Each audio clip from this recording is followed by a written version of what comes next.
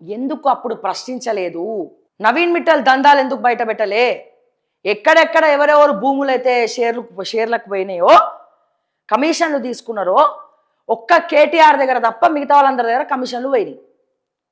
అమయ్ కుమార్ దందాలు ఎందుకు బయట పెట్టలే?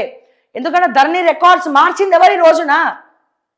కాంగ్రెస్ అధికారంలోకి వచ్చిందని తెలిసి ముందు రోజు రాత్రి తంబులేసినటువంటి ఆ తంబు వేలు ఎవడిది? ఏ ఐఏఎస్ ఆఫీసర్వి? నేను అడుగుతున్నా. ఇవన్నీ నీకు తెలుసు కదా, మరి ఇప్పుడైనా సాక్ష్యాలు బయటపెట్టు. మీ నాన్నగారి పేరు మీద ఆస్తులు ఎంత? మీ అమ్మ పేరు మీద ఆస్తులు ఎంత? మీ కేటీఆర్ మీ అన్న కేటీఆర్ పేరు మీద ఆస్తులు ఎంత? మీ వదినమ్మ పేరు మీద ఆస్తులు ఎంత? ఫీనిక్స్లా ఉన్నాయా లేవా? కేటీఆర్ బావమరిది ఏం చేసిండు? హరీష్ రావు పేరు మీద ఆస్తులు ఎంత? హరీష్ రావు భార్య పేరు మీద ఆస్తులు ఎంత? సంతోష్ పేరు మీద ఆస్తులు ఎంత? ఇవన్నీ మా దగ్గరనే ఉన్నాయి లిస్టు. మరి వాళ్ళ ఇంట్లో అనుకుంటా వాళ్ళ దగ్గర చుట్టరికం ఉంటూ నీకు ఎవరో ఒకరు లీకులు ఇచ్చేటోళ్ళు ఉంటారుగా, మరి వాళ్ళ దగ్గర లిస్ట్ తీసుకొని బయట పెట్టండి, ప్రెస్ మీట్ పెట్టి. సంతోష్ కుమార్ దగ్గర ఆస్తులు ఎంత? ఇప్పుడు రేవంత్ రెడ్డి తోటి బిజినెస్ పార్ట్నర్షిప్ ఉన్నప్పుడు ఈ డీటెయిల్స్ అని పంపండి, రేవంత్ రెడ్డిని అరెస్ట్ చేయమని చెప్పండి. మరి వాస్తవాలు ఉన్నప్పుడు ఫోన్ ట్యాపింగ్ మీ ఆయన ఫోన్ ట్యాప్ చేసి ఉంటే నీ ఫోన్ ట్యాప్ చేసిర్రు కదా, ఎందుకు కేసు పెట్టలేదు మీరు చేసిందని? ఈ ప్రశ్న నా ప్రశ్న కాదు కవితక్క, సారీ టు సే దిస్. ఈ ప్రశ్నలన్నీ నా మైండ్లో ఉన్నటువంటి ప్రశ్నలన్నీ నేను వేస్తున్నటువంటి ప్రశ్నలు కాదు.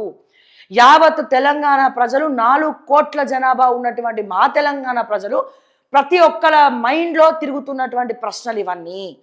సో నేను అడిగినటువంటి ప్రశ్నలన్నిటికీ కూడా విత్ ప్రూఫ్స్ మీరు 10 సంవత్సరాల నుంచి మాట్లాడితే నా ఆత్మగౌరవం దెబ్బతిన్నది. అప్పుడు కూడా నేను నక్కున్నా, అప్పుడు కూడా ఏడుస్తూనే ఉన్నా, కానీ ఎందుకు బయటికి రావాలని చెప్పి బయటికి రాలేదు అని మీరు ఏడుస్తున్నారు. ఇప్పుడు ఎవరైనా నమ్ముతారా కవితక్క? అప్పుడు ఎంత సంతోషంగా ఉన్నారు మీరు? ఎంపీ ఇచ్చిర్రు, గొడవలైనాయి కాబట్టి ఎమ్మెల్సీ ఇచ్చిర్రు, ఎక్కడ కూడా అసలు మీరు ఎక్కడ తగ్గేదేలే నేను కేసీఆర్ బిడ్డ అన్నట్టే మీరు ఉన్నారు. ఏడ కూడా మీ మొహంలో ఇంత బాధ కనబడలేదు ఎవరికి, తెలంగాణ ప్రజలకి. లేదా బాధ కనబడకుండా మీరు మరి మేనేజ్ చేసినా తెలియదు.